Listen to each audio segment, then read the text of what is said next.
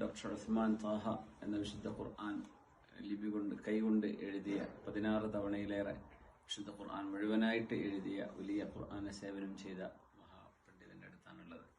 അദ്ദേഹത്തിന്റെ കൈയൊപ്പ് കൊണ്ട് അദ്ദേഹം രേഖപ്പെടുത്തിയ വിവിധ റിവായത്തുകളുടെ മുസ്ഹഫുകളാണ് ഇവിടെ കാണിച്ചിട്ടുള്ളത്. മുസ്ഹഫ് റിവായത്ത് ഹഫ്സ് അൻ ആസിം, റിവായത്ത് വർഷ് അൻ നാഫിഅ, ഇവിടെ റിവായത്ത് ഖാലൂൻ അൻ നാഫിഅ, ഇവിടെ റിവായത്ത് ദൗരി അൻ അബി അഹ്മദ് ബസ്രി ദൗരി. 4 ഖിറാഅത്തിന്റെ വലിയ ഷെയ്ഖന്മാരുടെ ഖത്തുകൾ.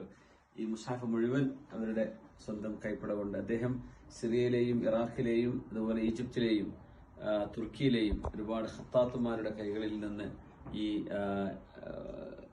സ്കിൽ അദ്ദേഹം പഠിച്ചെടുത്തതാണ്.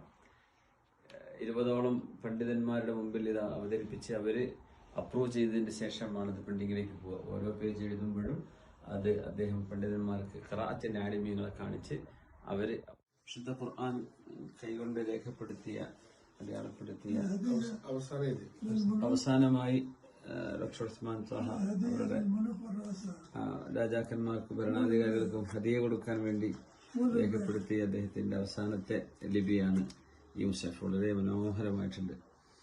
ഈ പ്രായാധിക്യത്തിലും അദ്ദേഹം ഖുർആൻ എഴുതിക്കൊണ്ടിരിക്കുകയാണ്.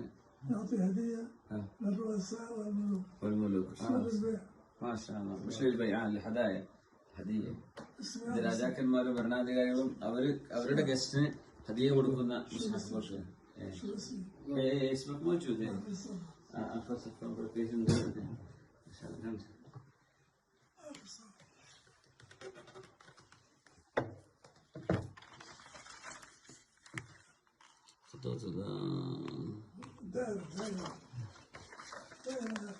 داير الاخر هذا خطاط عثمان طه موجود. صح